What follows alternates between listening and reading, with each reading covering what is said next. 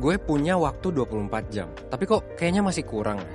Nah, apakah lo termasuk orang yang pernah nanya kayak gitu ke diri lo sendiri? Pagi hari mungkin lo memulai dengan mengerjakan tugas. Sayangnya meski udah lama banget dikerjain, pas lo lihat lagi progres tugasnya, ternyata masih stuck ngerjain tugas yang sama seharian. Padahal banyak tugas lain yang harusnya lo selesain hari ini. Kayak misalnya lo harus meeting, lo harus masak, belum lagi lo harus bersih-bersih rumah, dan mungkin nelpon pacar gitu.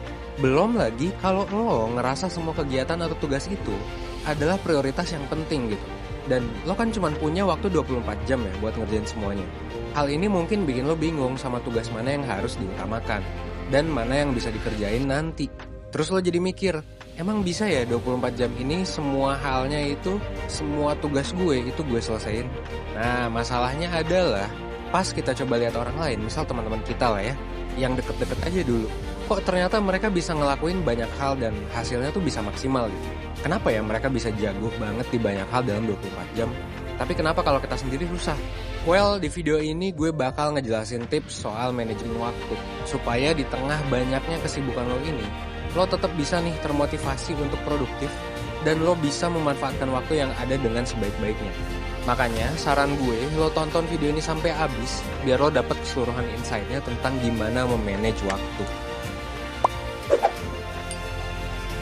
Nah, ada hal mendasar yang perlu lo ketahui tentang manajemen waktu. Kunci manajemen waktu yang sukses sebenarnya adalah seberapa kuat motivasi lo buat mengatur waktu supaya lo bisa lebih produktif. Terus gimana nih biar motivasi kita jadi kuat? Well, motivasi yang kuat ya, kalau berdasarkan riset, kalau berdasarkan kajian literatur dari yang tim 1% buat, itu tuh kita harus menguasai 3 skill utama ini. Pertama adalah awareness, kedua adalah arrangement, ketiga adalah adaptation. Nah, apaan tuh maksudnya?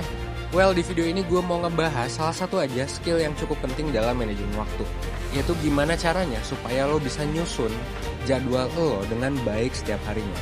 Menyusun itu artinya adalah skill yang arrangement. Mungkin sekarang lo mikir, gue udah nih nyoba bikin jadwal buat sehari-hari, tapi ya tetap aja banyak yang keskip, banyak yang ketunda, atau nggak sempet dikerjain.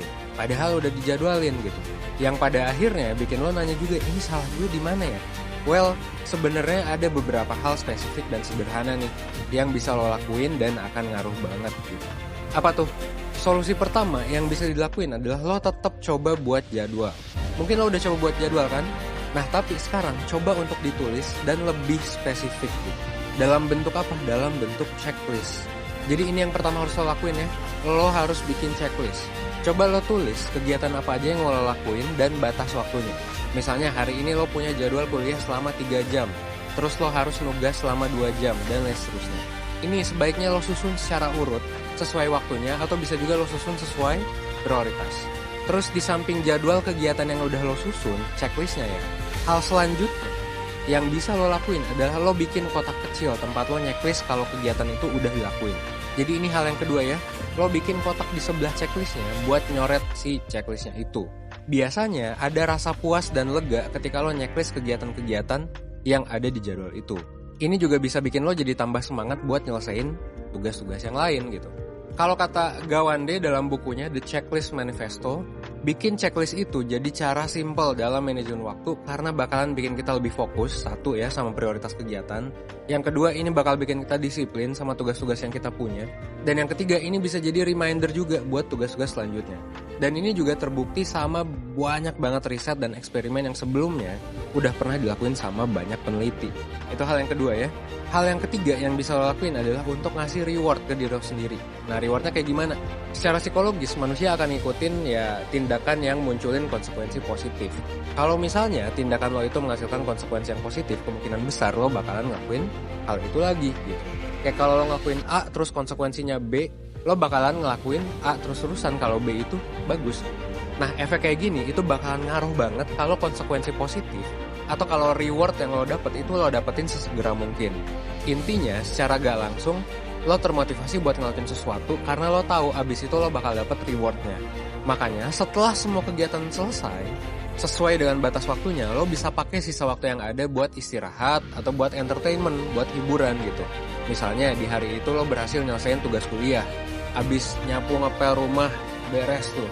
Dan lo habis meeting organisasi atau meeting kerjaan sampai sore sesuai dengan batas waktu yang udah lo bikin.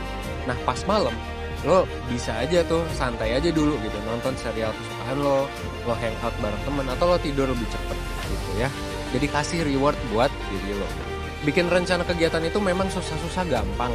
Lo mungkin masih bingung gimana ngatur mana kegiatan yang urgent, mana yang prioritas, mana yang penting, mana yang di hold, dan lain sebagainya. Hal yang tadi gue bilang sebenarnya baru 3 hal sederhana doang. Padahal sebenarnya banyak nih hal lain yang bisa lo pelajari dari gimana caranya memanage waktu dengan baik gitu ya.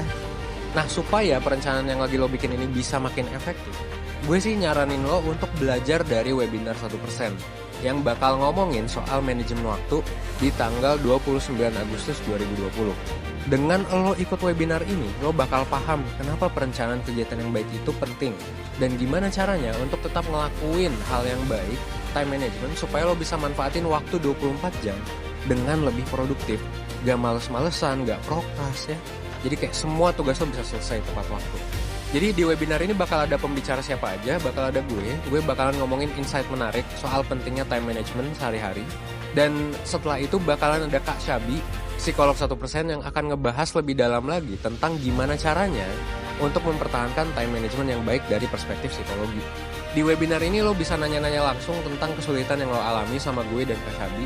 Lo juga bakalan dapat interpretasi psikotes ya di awal sesi, dan juga worksheet setelah sesi webinarnya berakhir.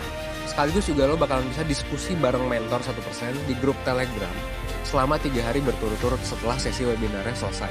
3 hari lo bisa ngomongin soal worksheet, jadinya lo bisa follow up progress, dan lo juga bisa diskusi sama mentor. Nah kalau lo tertarik, linknya udah gue cantumin di description box, oke? Akhir kata, semoga video ini bisa ngebuat lo belajar dan berkembang menjadi lebih baik, seenggaknya 1% setiap harinya. Gue Evan dari 1%, gue tunggu lo di webinar 1%.